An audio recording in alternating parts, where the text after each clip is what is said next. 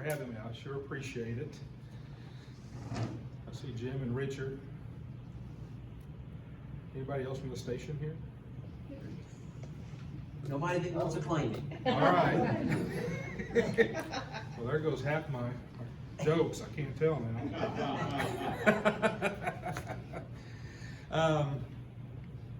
I'm obviously going to talk about a lot of the history I've seen, good, bad, about bomber sports. I'm going to talk about some of the things that have happened at the station since I've been there. I got some stories to tell. A lot of things I can't tell.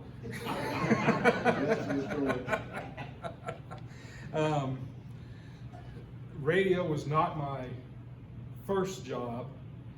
My first job I ever had was working in a bowling alley. I handed out smelly shoes all night. I did that for a while when I was in high school. Before I continue, I'll let you know that obviously I'm not at the station anymore, and I'm dealing with long COVID, so I'll get through as much of this as I can. I work with a therapist here in town, and he said to let you guys know right up front that I'm going to forget words, I'll get stuck, I'll get lost in my stories, so I'll get through this thing. Well, we love you. And I have times where I'll get kind of slow, the brain fog, so I'll get through as much of this as I can. So I'm having a good day today, though, so that's the good thing. I was kind of worried about how this would go. So my senior year in high school, I only had to have one credit to graduate, so I only had one class. And I'd always wanted to be a meteorologist. But then I found out to be a meteorologist, you had to be good in math and good in science. Well, I was 0 for 2 right there, so that washed that out the window. So we had career day my senior year, and we had a DJ come in from one of the stations up in Springfield where I grew up, and I thought that'd be pretty fun because I enjoyed listening to the radio. I had it under my pillow at night when I went to sleep. I listened to Cardinal baseball every night through the summer, and I was always listening to the radio. And so there was a broadcast school in Springfield, and so I was able to talk my high school into letting me go to the broadcast school in the afternoon the second semester of my senior year. So I just had my English class in the morning, and then I went to the broadcast school in the afternoon. So by April of my senior year, I was able to get hired at KTTS in Springfield. That was the station I grew up listening to. It was the #1 station in the market up there. It was just like a dream job. I was working part-time, but it was just awesome, and my family got to listen, and I was working like overnights on the weekends, and my grandmother would stay up all night. She'd call all night, like every hour on the hour, to check on me. And so that was a lot of fun, but I always wanted to do sports. And so there was a young lady that lived at Theodosia that worked at KTLO that I went to broadcast school with. And when Kyle Kellums left KTLO, she called to tell me about the job opening. And so I sent a tape down to the station. Bob called me and brought me down for an interview, and I interviewed with him. And he loves to tell this story. He said, "Your tape was good, but I noticed something was odd about it." He said, "There was no crowd noise on your tape. Where did you do that broadcast from?" And I said, "Well, I did that from the recording studio at KTTS." He said, "You didn't do that in the game?" I said, "No, I just made that game up as I went along." I just completely faked it. Well, it was good enough that I got the job. So it worked out, and that was back I started in November of 1988.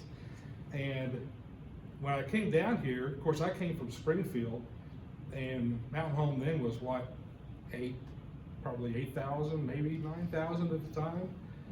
And I thought, man alive, this was culture shock. It was a lot different than what I was used to. So I thought, well, I'll come down here for a couple of years, get a little experience, and then move on to something bigger.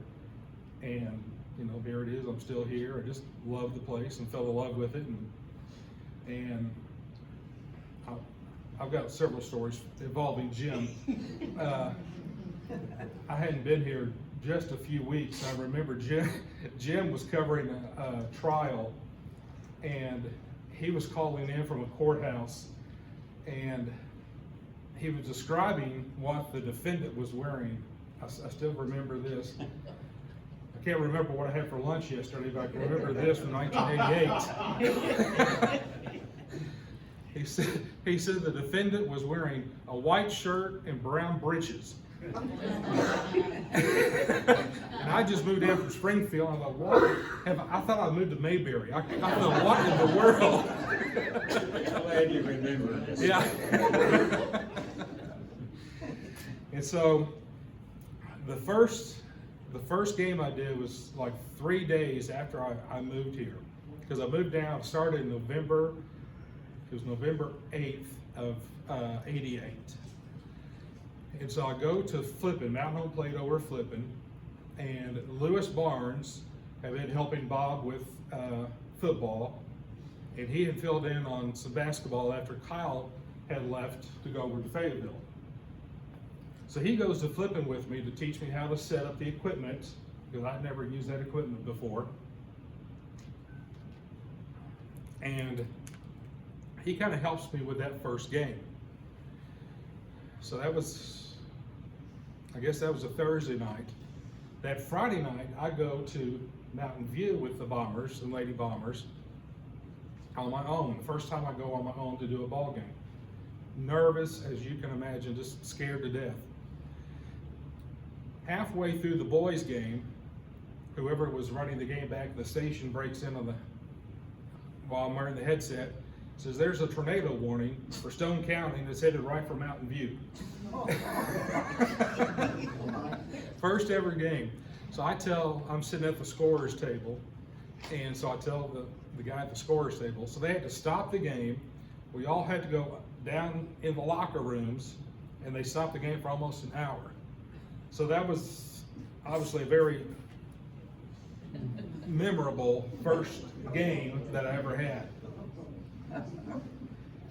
Obviously, everybody asked me, what's something that stands out as far as the most memorable games you've ever done?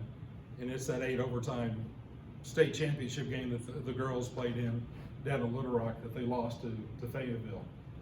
I mean, it's still the national record. I don't see how that will ever be beat, because they lost in 8 overtimes. Back then, it was 3-minute overtimes, and then they've expanded that now where they play 4-minute overtimes. Right now it's 5 minutes, actually 5-minute overtimes. But Fayetteville's best player, Carrie Tannenberger, I made so many notes because I couldn't remember everything. She had 4 fouls at the end of regulation, and she didn't foul out through. You guys remember? Yes, she didn't foul out in 8 overtimes. Yep, it was just amazing. And both teams had so many players foul out, and it was just an incredible game. Ricky Keeter was the athletic director at the time for Mountain Home. And most of the games I did by myself, but it was, state championship game. Ricky coached for many years, and he decided to do the broadcast with me that night, since it was a state championship game. And we were somewhere in the 4th overtime, and I'd asked him a question, and he didn't say anything, and I'm still doing the play-by-play, and he's sitting on this side of me, and the court's kind of like this. And I asked him again, and he didn't say anything, and I looked over, and there's just a headset sitting right here. He had gotten up and left. He couldn't take it anymore.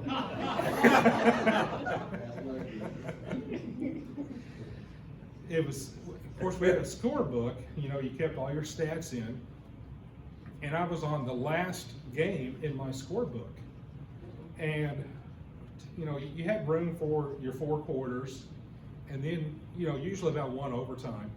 And so I'd improvised, and I grabbed a piece of paper, and I was trying to keep stats, and it was just a mess. And afterwards, people had talked about, they had started listening when they left, they were coming back from Springfield, and they started listening at Ava, and listened all the way back from Ava, and then listened when they got home, because the game took forever. As you can imagine, usual games would last, an hour, 20 minutes or so. Then you had 8 overtimes, and they had, they had more games after that, because when you get to the state finals, you play game after game after game. And I remember looking off to the end, and you see these teams waiting to play the next game, and after every overtime, those young men on the end of the court, they're so dejected. Yeah, because they're ready to play their game. So there were some other games that really stand out. The Mountain Home boys, I remember going down to Little Rock Central, and Central was ranked #1 in the state at the time, and I don't remember the year. They all blend together so much, but I remember Central having 6 Division I players at the time that went on to play Division I basketball. They were ranked #1 in the state, and Mountain Home goes to Central and beats them by 25 points on their home court. Wow. It was just one of those nights that, everything Mountain Home shot went in. It was just incredible, and it was just an amazing night. There was one night here at Mountain Home, Little Rock Parkview was one of those teams where it seemed like every year they had 4 or 5 players that went on to play Division I. And this was one of those teams. They came up to Mountain Home. They were ranked like 1 or 2 in the state. And I can't remember the young man's name. He went on to play in Minnesota. He was an outstanding player, played in the NBA for a few years. But they had an outstanding team. We didn't find this out till after the game, but Charles Ripley was their head coach, and he got along with Mountain Home's coach at the time,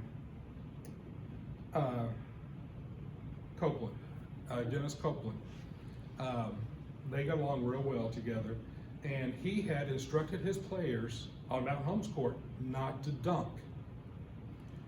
He respected the Bombers that much. He coached Copeland that much. He told them they were not allowed to dunk on the Bombers.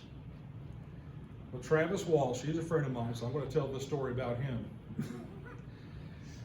It was somewhere in the second quarter, and he got free in the paint, and he dunked.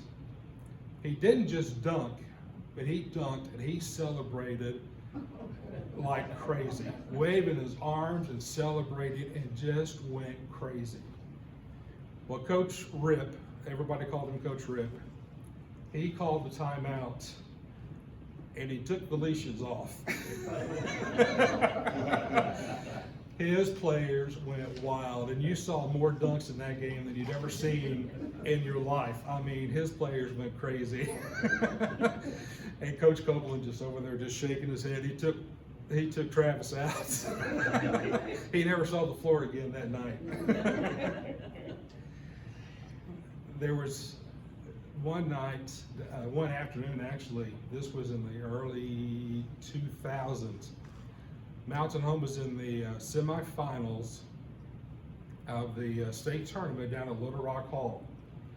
Little Rock Hall, again, this is one where they only had 1 or 2 losses on the season.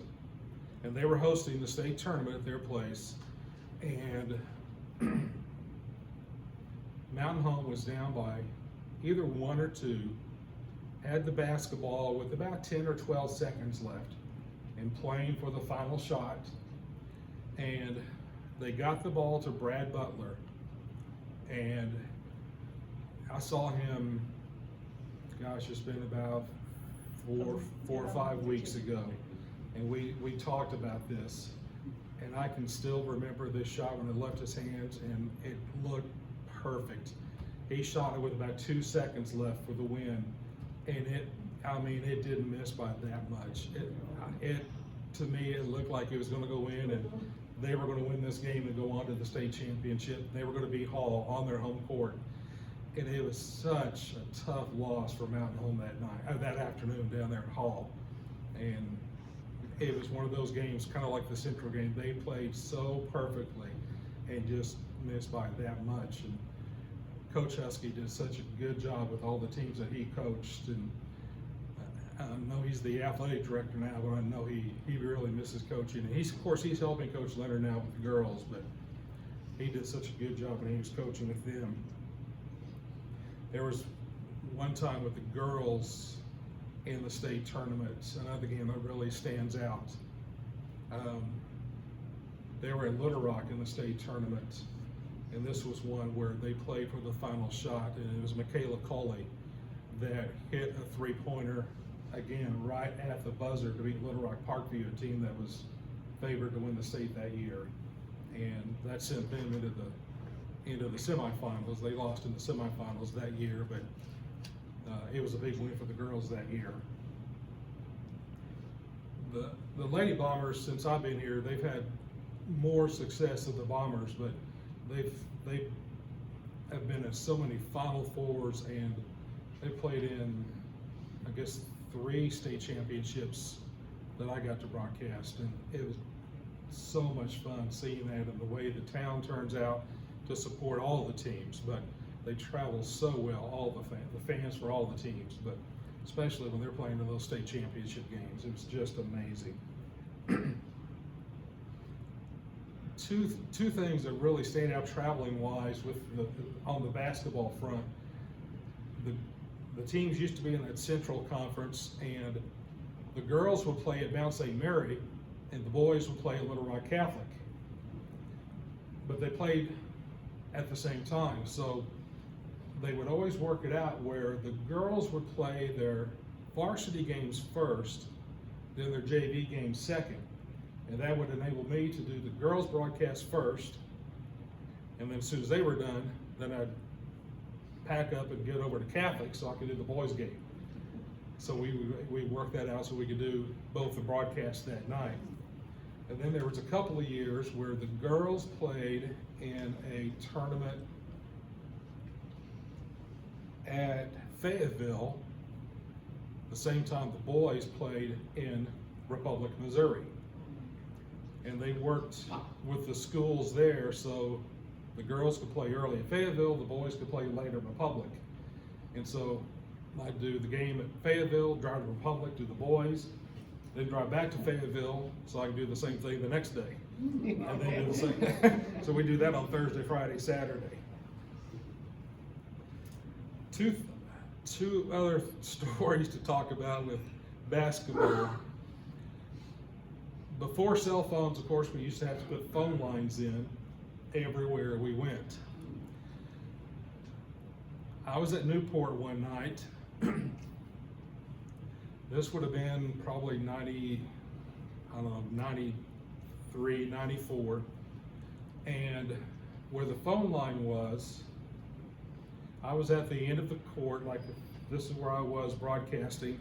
The court was off this way, and the Mountain Home bench was like this. And Mountain Home was going down for a last second shot, trying to win it. And Jason Bubick was the young man's name. And he was going up for a three-pointer at the buzzer, trying to beat Newport. And the Mountain Home bench had all stood up. So I had to stand up on the desk that I was broadcasting from to be able to see. So as I do this, what they hear back at home was, Bubick for the 3 for the win. That's all they hear, because as I stand up on the desk, I'll pull the cord out. It breaks the phone jack. It's unrepairable, and that's it. Yep. There's no other phone lines in the gym anywhere, so nobody back home knew what happened until the sports the next morning. Did he hit it? He hit it, yes. He did. Suspense. Yep, there was no phone lines, there was of course no internet or anything like that, so. Tune in, KTLO. Yep. That was the second most embarrassing thing that ever happened. The most embarrassing thing that ever happened, gosh, this has been probably 12 years ago. It was on Sweetheart Royalty Night. So it was a packed house at the Bomber Gymnasium. I'm doing the broadcast, and I can feel somebody standing behind me. And I don't know what's going on, so I'm doing the game, and I kind of look around, and he's carrying a bag with him. And I notice it looks like a pizza bag. And I keep doing the game, and it's a while before I get a break. It's probably 3 or 4 minutes before there's a break in the action where I can take a break myself, you know. And he's just standing there holding this pizza bag. And so finally I get a break, and I turn around, and he says, "Are you Brad?" I said, "Yeah." He says, "Well, I got your pizza for you." I said, "I didn't order a pizza." Well, in my ear, Tim says, "Yes, you did." And I said, "No." And Tim says, "Yes, you did." Tim had ordered a pizza in my name to be delivered courtside. So normally I don't have any cash in my wallet. That night, luckily I did. So here I am, big old Brad, in front of all the people at a packed house at Bomber Gymnasium, get my wallet out, pay the guy for the pizza, and everybody thinks I'm ordering a pizza to be delivered in the middle of a basketball game.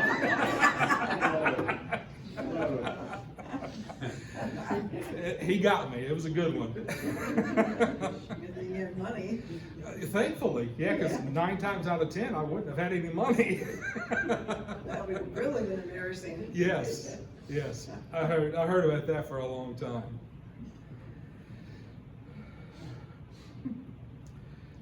Football, I did 33 years of football.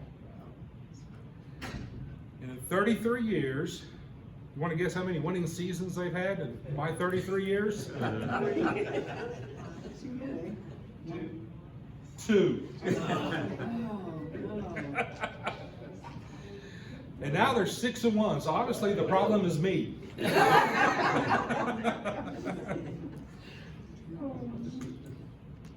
In my 33 seasons, they had 9 years where they won 2 games. They had, no, I'll take that back. They had 5 seasons where they had 2 wins. They had 9 years where they won 1 game, and they had 5 seasons where they won 0 games. So it's been rough. That's why we appreciate Steve Airy so much. He has done such a good job with the Bombers. So obviously the highlight of doing the football games, for me anyway, was the state championship game back in '06. That was such an amazing run the Bombers had in '06. A lot of people don't realize they started that year 0-4. They were 0-4. They won the last 4 games of the regular season to make the playoffs. Then they won the 3 playoff games to get to the state championship game. And then, of course, they lost to Texarkana in the state championship game. But it was an amazing run. Shane Patrick did a real good job of starting that turnaround with that program, with what he did when he was here. Several games stick out for me as far as the football program. In '05, they beat West Memphis in overtime at Bomber Stadium. And I still don't know how that press box did not fall off the back of those bleachers. I mean, it was just like this. That place was so noisy and so loud. It was crazy. And Mountain Home had the ball first in overtime. and they scored a touchdown and kicked the extra point, and West Memphis scored a touchdown. They went for 2 and got it and won the game. Oh. Yeah, it was such a tough loss, but it was an amazing game. There's a game in 2010 that was, it was like a video game. Mount Home lost the game, but it was 67-62. It was just back and forth. It was crazy. There was one game down at Marion one year. I don't remember what year it was. It was in late September, but Mark Haynes was still the trainer for Mountain Home. And it was late September, and it was hot and humid, and the players kept cramping.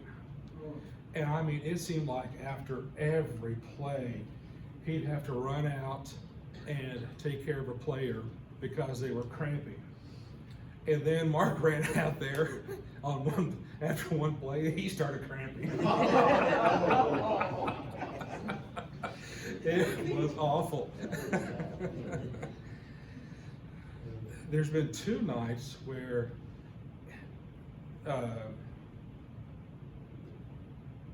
storms kept us there that I didn't know if we'd ever get finished. We were at Morrilton one night, and finally about midnight, they were talking to the coaches, and they wanted the teams to come back the next day. And our coach is like, well, we're not coming back. We've already made the trip down here. Yeah. And we were in the first half. They finally resumed the game. Finally, it was like 12:30, 12:45, and it was like 1:30 when they finally got that game done. Then there was one year, it's been fairly recent, like in the last 5-6 years, we didn't even kick off at Harrison till 10:30, 10:45 because of severe weather. Baseball, obviously the highlight was that 1996 state championship game. That was exciting. It was at Little Rock Mills High School, where obviously the Bombers won the state championship game. They didn't win the fight afterwards, but they won the game. That was the one where the teams in the handshake line afterwards got into an actual fight. Yeah, it was rough. There was a lot of mouthing going on during the game, and Who were they playing, Brad? Sheridan. Sheridan. Yeah. It was not a pretty scene, but the Bombers won the game. That's what we had. And then that summer, of course, they won the American Legion state championship here at in town, and they went on to the regionals in Tupelo. So I got to go down to Tupelo and broadcast, and they were 2 games and done down there. Unfortunately, they didn't do very well in the regionals, but that was an amazing team. They had a lot of success. We did a lot of games, of course, in the Twin Lakes Classic over the years, and those were late games too. I remember broadcasting Twin Lakes Classic games 1 and 2 o'clock in the morning, especially after rain delays or long extra inning games, things like that. Always used to have fun with the people that were too cheap to pay to get in. They'd sit over in the parking lot of the swimming pool. I'd always have them blink their lights or something like that, and they'd be sitting in their cars over there and they'd blink their lights.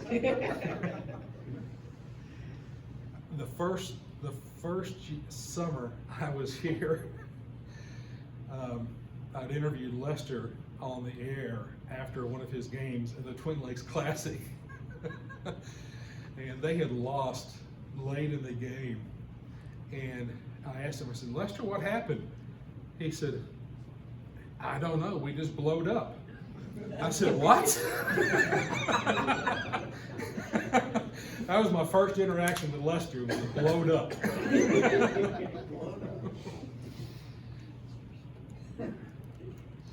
Softball, we didn't do a whole lot of baseball and softball just because the time the games are on, 4 o'clock in the afternoon. So usually we just did them in the playoffs.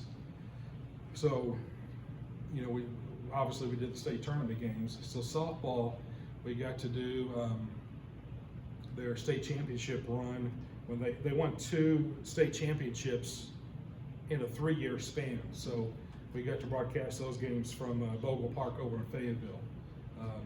Those were a lot of fun broadcasting from there. That was a great experience. I even got to do soccer a couple of years. That was an adventure.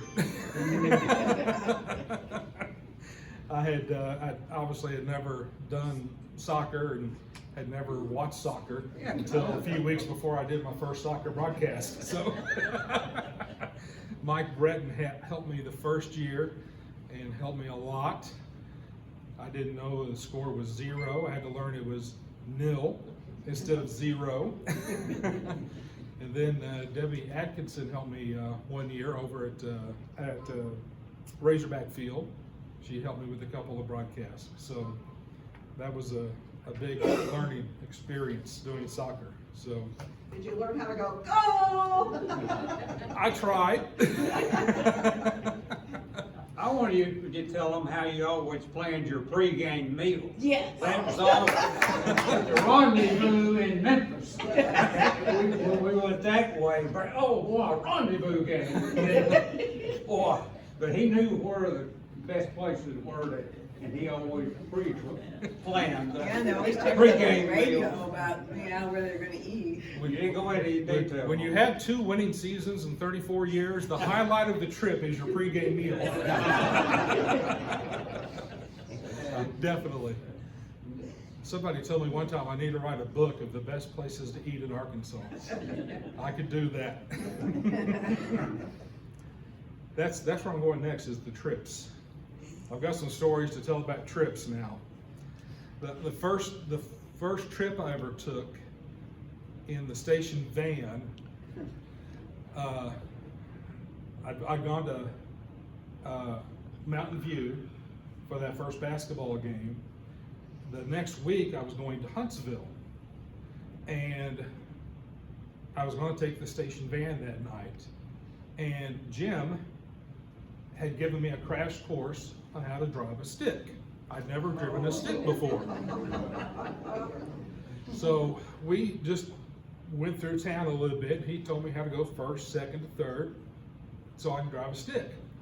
So Janet Wood she decided she was going to ride with me to Huntsville and back, because I just had said hi to her. I'd never been, hadn't spent any time with her. So she rode over there with me, and she was riding back. So we get to the other side of Huntsville, Yellville. And she looks over at me and she says, "Brad, do you think you ought to shift out of 3rd gear?" I said, "I don't know. Do I need to?" Jim had only showed me how to go from 1st to 2nd to 3rd. So she showed me how to go to 4th to 5th.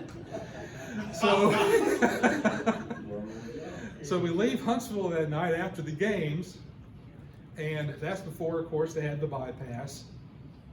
And we pulled out of Huntsville at where the gym was, and I pulled onto 62 there, and I killed it. And I still had it in gear, I couldn't get it started. And so I got the highway completely blocked, cars behind us, of course we're in the KTLO van, stickers all over it, and I couldn't get it started. And I look over, and Janet's in the floor down here laughing. And I said, "What are you doing?" And she said, "I don't want anybody to know I'm in this van with you."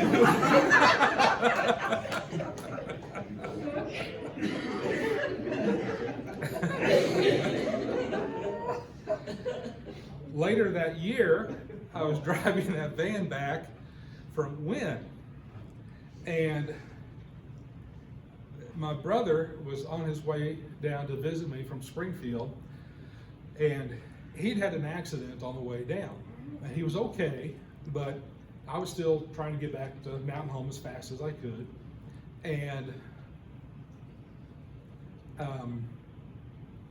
I had, on my way back, I didn't think about checking the gas gauge, and I was between Viola and Salem, and I ran out of gas. And this was probably 12:45, 1 o'clock at night. And of course, this was 1988, nothing's open. And so I found a house, knocked on their door, hoping I don't get shot 1 o'clock in the morning, you know. And the people let me use their phone, so I'm trying to think, who can I call? Because my wife at the time, she'd gone to pick up my brother and take him to the hospital. And so the only person I could think of that would be available to help me was the sports writer at the paper at the time, Alan Duncan. I don't know if any of you remember Alan or not. So he comes to help me, doesn't bring a gas can.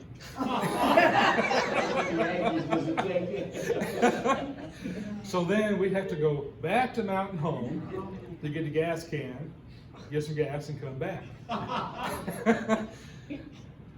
So in the meantime, the Mountain Home bus, the girls' bus, had stopped.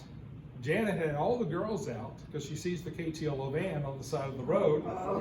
She had all the girls out searching for me, thinking something had happened. They didn't find me, so they got back in the bus and went on. Well, it's good that they. Yeah, they looked for me, yeah. So finally we got some gas and I got on home finally, thankfully, so. Another incident involving Janet. This was, I don't know, probably 8 years, 10 years ago. She and her husband Lou had gone with Bob Bird and I think Zach was with us, Bob's son, over to Jonesboro to a football game. And they were going on from Jonesboro with some friends someplace on. They just had gone to the game with us. Janet was still the athletic director at the time. And they were leaving their car.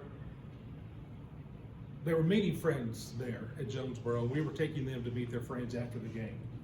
So they rode over with us, and we were going to take them to meet their friends in Jonesboro after the game.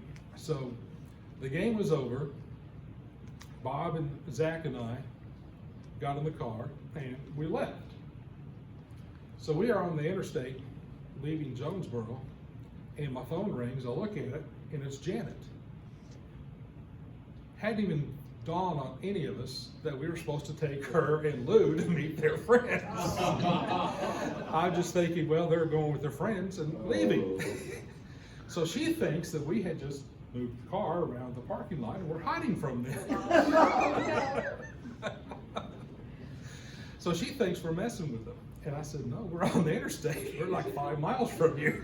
So we had to go back and pick them up. To this day, she still talks about us leaving them in Jonesboro.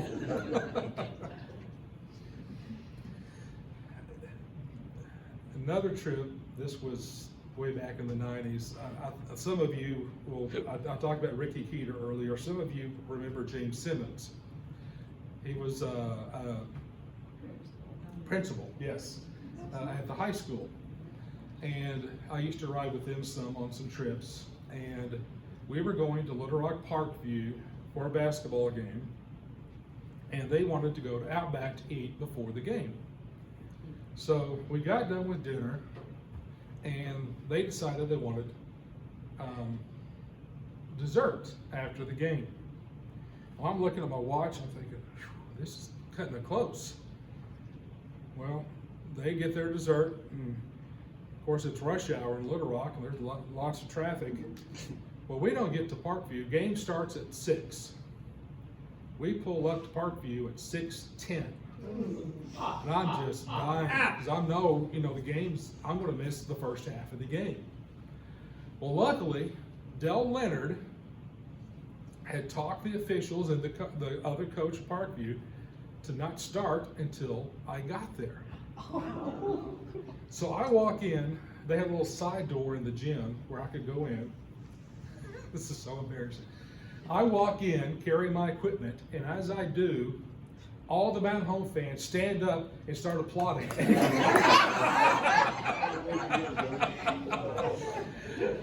The officials all start coming over, and they start helping me get stuff out of the bag. Did you have a good supper? It's about time. Great dessert.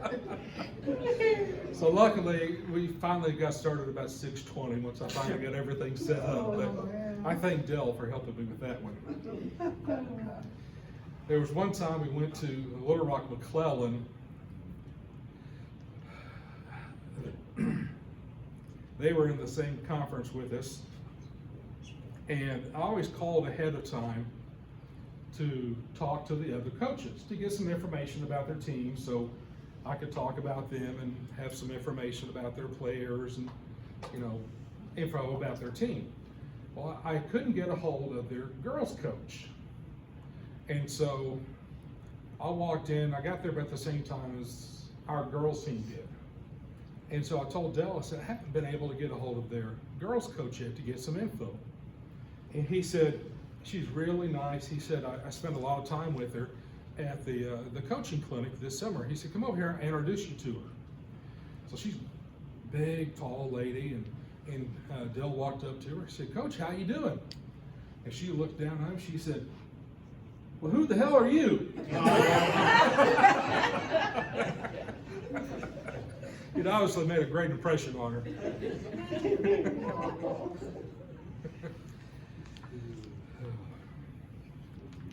I got a few stories to tell about the station real quick here. Again, there's a lot of stories I can't tell because we can't tell these on the air. Those are the best ones. Yeah, they're the best ones, yes. Monty, he used to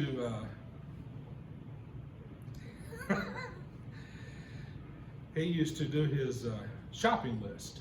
He'd make up a shopping list while he was at work, and he'd leave it laying there on his desk. Well, every once in a while, I'd grab his shopping list and I'd add a few things to it. Well, I'd write it real small so he couldn't read it. And I did this one time, and he came back the next day. He said, I want you to know you got me really good with that. I said, with what? He goes, my shopping list yesterday. He said, I didn't take my glasses into the store, so he said, I found this real nice looking lady and asked her to help me with this. So what I added to a shopping list were Depends, Preparation H cream, and size small condoms.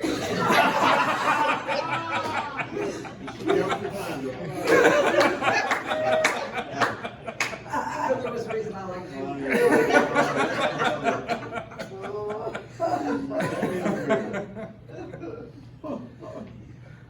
There was Jim is always known for his pristine pronunciation of names over the years. There was a pitcher in the major leagues for a long time. Played for the Yankees and the Astros. His name was Andy Pettitte. Oh. His name is spelled Pettitte.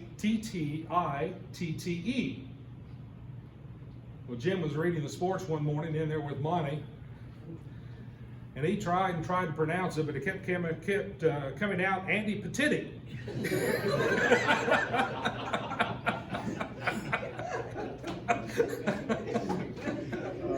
Of course, Monty wouldn't let that go, so every time Andy Pettitte pitched, it was Andy Petitti on the air. I'll tell one on myself here. When I first started working at KTTS in Springfield, of course I was 18 years old, and the first commercial I ever did was for a floral shop up in Springfield. And the first day I worked on the air up there, they told me that at any given time, you'll have 100,000 people listening to you on that station up there, which obviously is very scary, especially for an 18-year-old. So that's what makes this even worse. The smelly stuff that, what is it? Potpourri? Yes, it's spelled P-O-T-P-O-U-R-R-I. For an 18-year-old boy that's never had that stuff, I got a commercial that said potpourri. Yes. Fair enough. It ran for about a day before anybody caught it on the air, me saying potpourri. That's how they say it in Arkansas. Exactly. It was a long time before they gave me another commercial to record. I've been here, I don't know, I started in November. This was probably in March. And they had sent me out to cover a plane crash in Flippin. And I'd gone through this live report. It was during the noon news. And I was so proud of myself. I'd done a really good job of getting all the facts in. I covered everything that happened with this plane crash. And at the very end, I said, and the FFA will be here to investigate later today. Instead of the FAA. I don't know what the future farmers are going to find out, but they'll be here to investigate. As long as they don't have a cow out of it. Exactly. I used to host, I got just a few more here.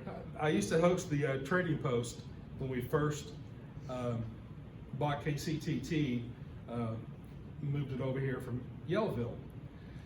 And a friend of mine got me very, very good. This has been a long time ago.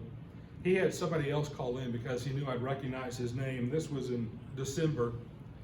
And he said, I'd really like to help folks hang their Christmas lights. He said, I know there's a lot of folks that aren't able to climb ladders or help, put up their Christmas lights. And I enjoy doing that. I've got the Christmas spirit. I like to help folks out, and I'd be willing to do this for free just to help folks out. And I'll come back after Christmas, and I'd be glad to take these down and help folks out. I said, well, that's very nice. I said, what's your phone number? We'll give this out and help folks out. Then he proceeded to give my phone number.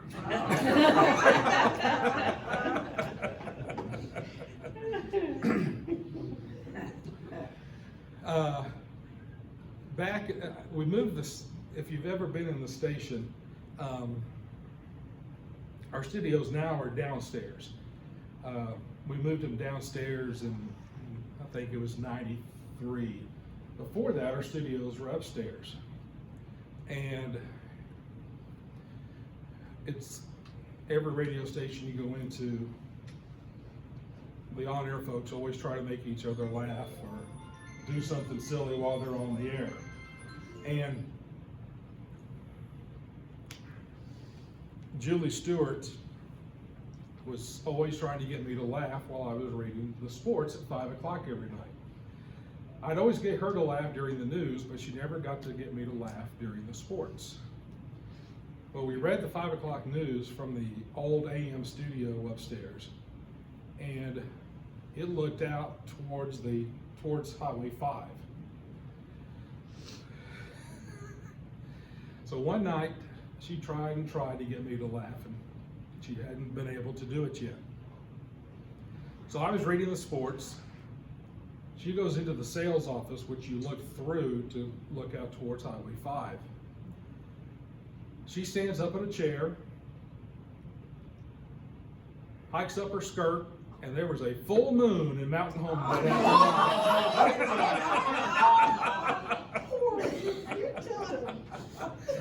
she got me to laugh. You may not know that's Jim's wife. Tell me that one. She was gonna get you. And I got one more, and of course it involves Jim. This at 9 o'clock each morning, Jim would go in and read the news with Monty, and then he would go read the news with Bob. Well, on this one particular morning, Jim really needed to use the restroom. So he told Monty, he said, I am dying, I've got to get in that restroom. He said, as soon as I get done with Bob, I'm going to get in there. Don't you get in there. So he got done with Monty, he goes into FM and reads the news with Bob. He comes out, he runs over towards the bathroom and jiggles the door handle and it's locked. He starts beating on that door. Get out of there! Get out of there! I told you I've got to get in there! And about that time, Monty walks around the corner. And I'm standing there, Jim's eyes get great big. And about that time, that bathroom door opens. It's the air conditioner repairman.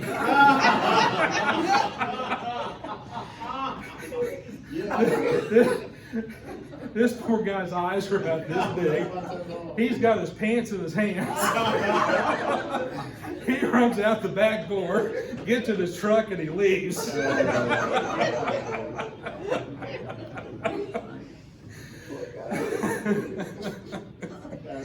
I'm no telling what he told his co-workers when he got back, but I don't think he ever came back to KTLO.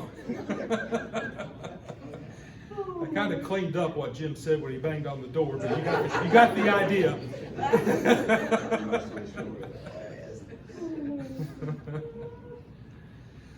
It's been a fun ride at KTLO. I certainly miss it, and I hope one of these days I'll be able to get back there.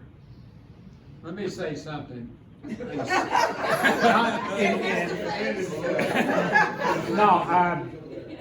He wanted to be a meteorologist. He was a meteorologist. If y'all listen to storm coverage on KTLO, Yes, I was gonna say something. this man, Oh, yeah. you probably play-by-play on sports. He could feel anything. I mean, stormy nights, I'd be out, and how he could fill in is smooth and transition is amazing, Brad. You really were, and I had more people talk about the storm coverage too, that they missed that.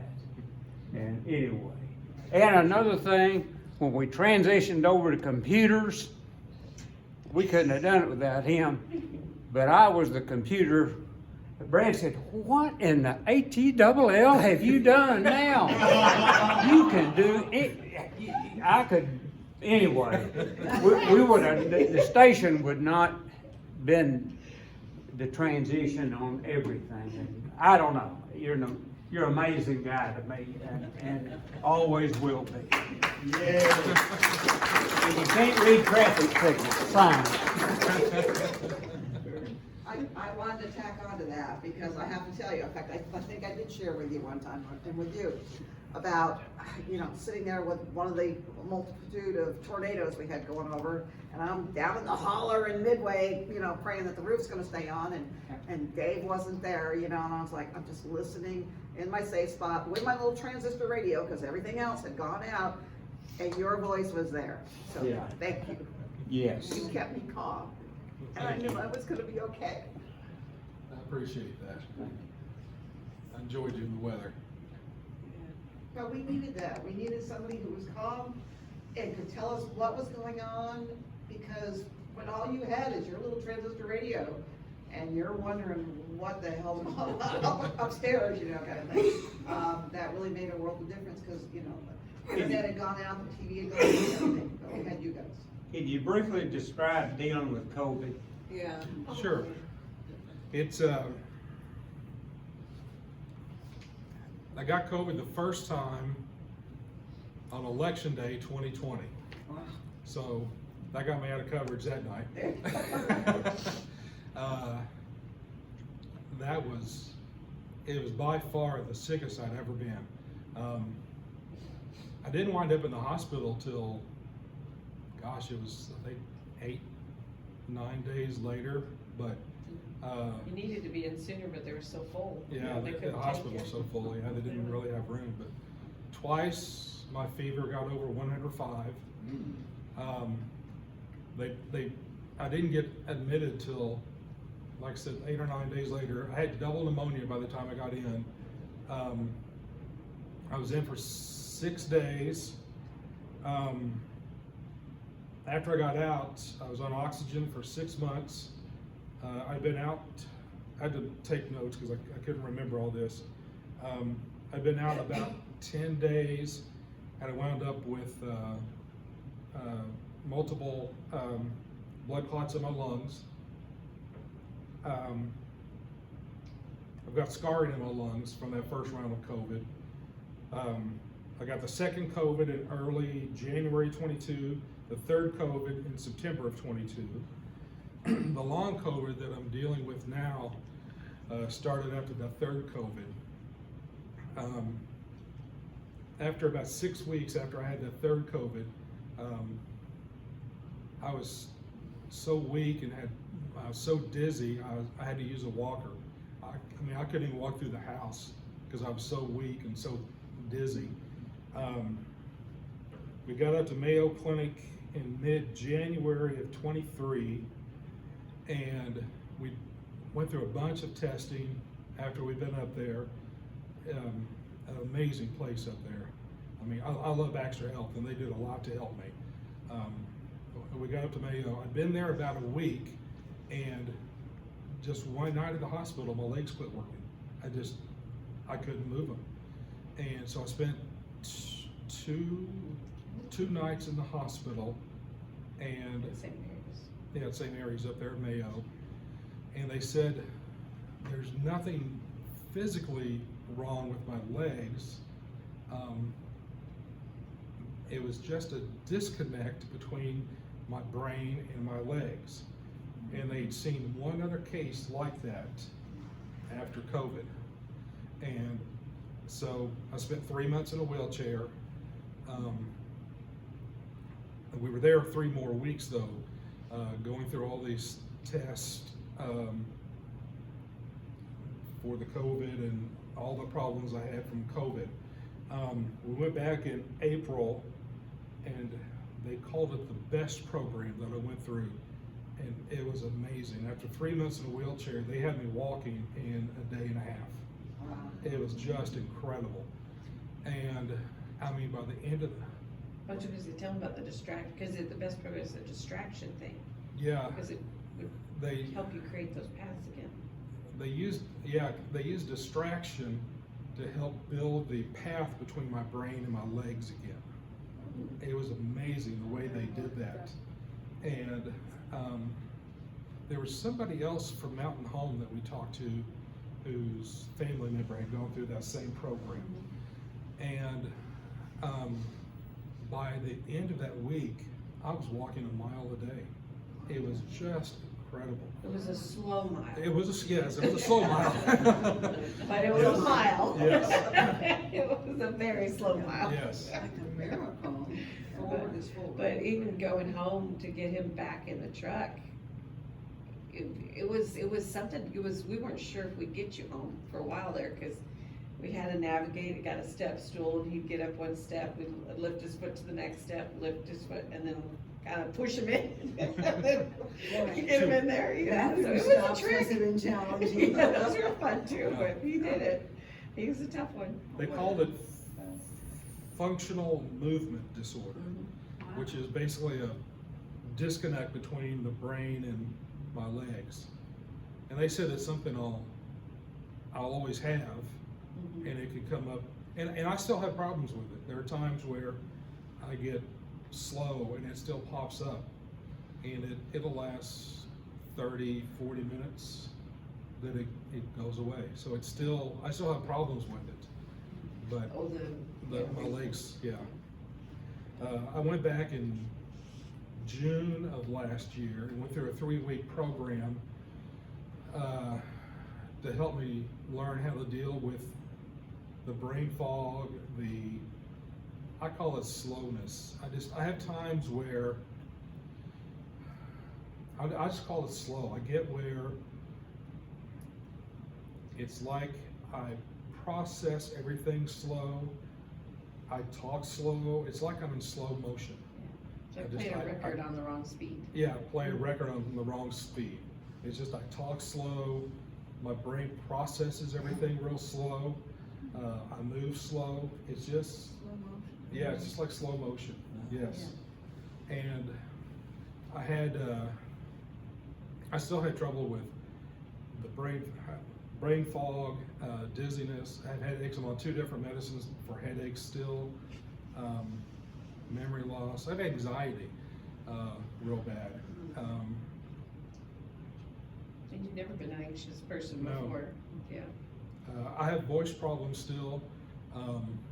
After I have those slow periods, my voice, I have voice problems after that. And I have a speech therapist I've worked with over in Springdale. The 3-week program I went through, they taught me how to use Tai Chi, meditation, and yoga to like slow my body down and More mindful And- of your movements. yeah, mindful of my movements and slow down, and it helps. The meditation helps a lot. I sat over here before I came in and did a meditation, just kind of slow my mind down and relax before I came in here. And it helps a lot. I do meditation every day. Brad, you got a fantastic job tonight. Thank you.